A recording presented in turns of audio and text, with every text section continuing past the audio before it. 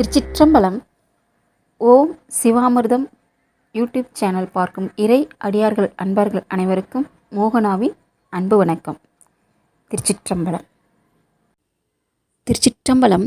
நாம் இந்த பதிவில் 276 பாடல்பட்ட சிவஸ்தலங்களில் 49வது சிவஸ்தலமாக பார்க்க இருக்கின்ற சிவஸ்தலம் சோழநாட்டுத்தலம் காவிரி தென்கரை தலங்களில் இடம்பெறுகின்ற திருப்பரிதிநெய்யமம் சிவஸ்தலம். திருச்சிற்றம்பலம்.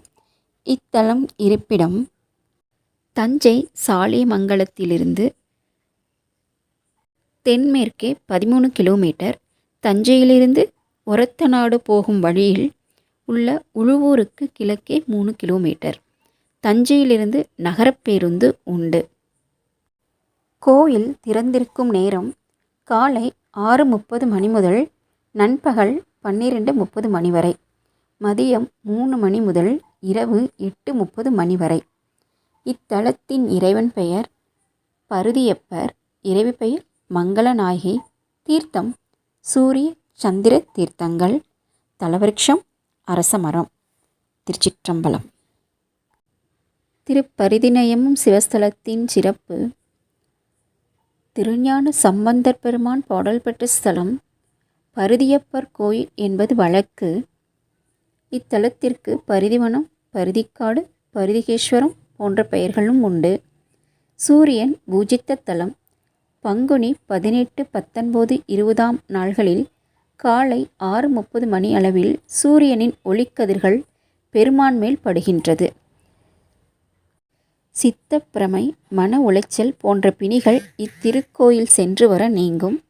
தமிழகத்தில் சூரியன் வழிபட்ட தலங்கள் திருப்பரிதிநெய்யமம், தலைஞாயிறு, திருச்சிறுகுடி, திருமங்களக்குடி, சென்னை செங்குன்று, சூரியனார் கோயில், திருமேயச்சூர்.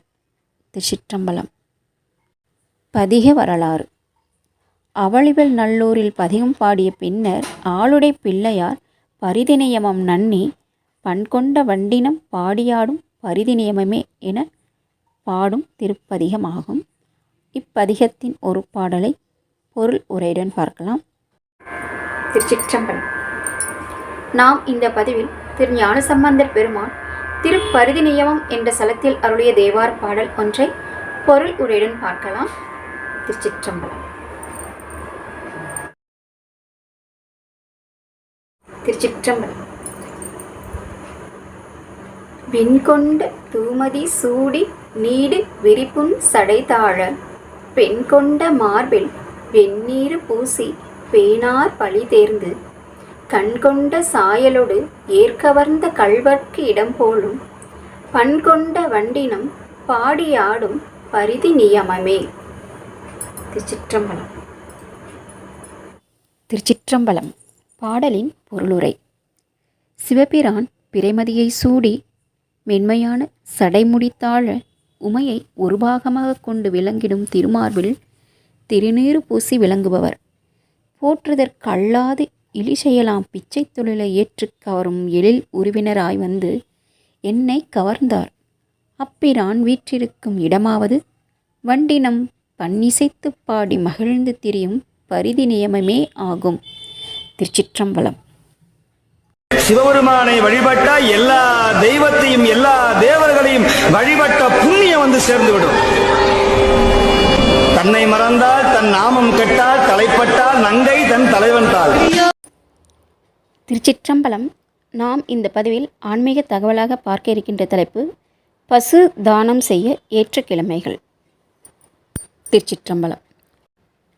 ஒவ்வொரு ராசியில் பிறந்தவர்களும் தங்கள் ராசிக்கு ஏற்ப எந்த கிழமையில் பசு தானம் செய்தால் சிறப்பான பலன்களை பெறலாம் என்பதை இந்த பதிவில் நாம் தெரிந்து கொள்ளலாம்.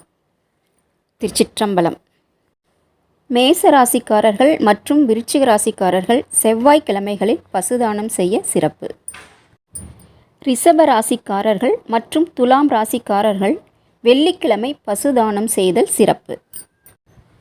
மிதுன ராசிக்காரர்கள் மற்றும் கன்னி ராசிக்காரர்கள் புதன்கிழமை பசுதானம் செய்தல் சிறப்பு. கடக ராசிக்காரர்கள் திங்கட்கிழமை பசுதானம் செய்தல் சிறப்பு.